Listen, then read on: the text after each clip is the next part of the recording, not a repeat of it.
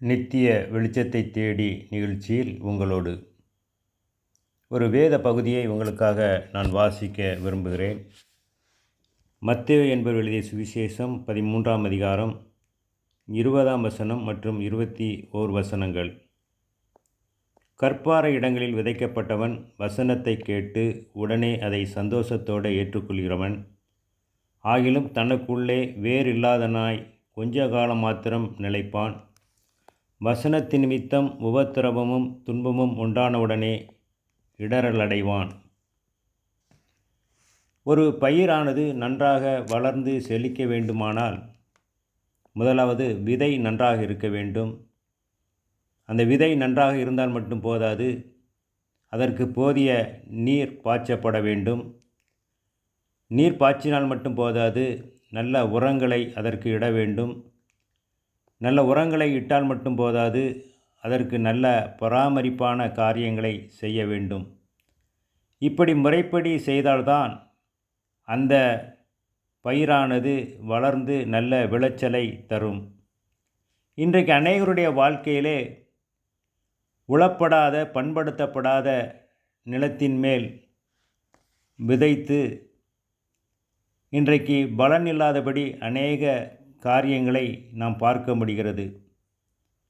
நல்ல தெய்வ செய்திகளைத்தான் நாம் கேட்கிறோம், ஆவிக்குரிய ரகசியங்களை நாம் அறிகிறோம், ஜெபம் செய்கிறோம், வேத வாசிப்புகளை செய்கிறோம், ஆராதனையில் ஈடுபடுகிறோம், நன்றாக உபவாசம் செய்கிறோம், ஒன்றிலும் ஆனால் குறை வைக்கவில்லை.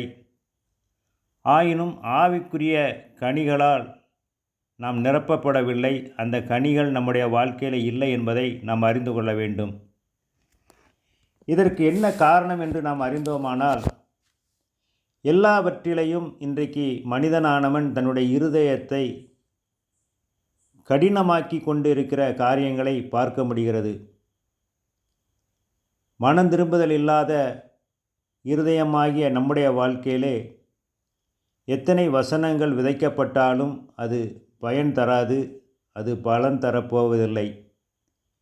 இன்றைக்கு அநேகருடைய வாழ்க்கையிலே ஜன்ம சுவாபம் நம்முடைய இருதயத்தில் இருப்பதினாலே நம்மால் ஆவிக்குரிய காரியங்களில் பலன் தர முடியாதவர்களாக நம்முடைய வாழ்க்கையில் இருக்கிறோம். ஆகவே அருமையான தேவனுடைய பிள்ளைகளே, நம்முடைய வாழ்க்கையிலே நம்முடைய காரியங்களை மனம் திரும்புதலில் நாம் தொடங்க வேண்டும் என்று சொல்லி தேவன் விரும்புகிறார். நம்முடைய இருதயங்கள் மாற்றப்பட வேண்டும். இரட்சிப்பின் அனுபவம் நம்முடைய வாழ்க்கையிலே பிரதிபலிக்க வேண்டும். இன்றைக்கு அனைவருடைய இருதயங்கள் மனம் திரும்பாமல் இன்றைக்கு எங்கேயோ திரும்பி கிடைக்கிற காரியங்களை நாம் பார்க்க முடிகிறது.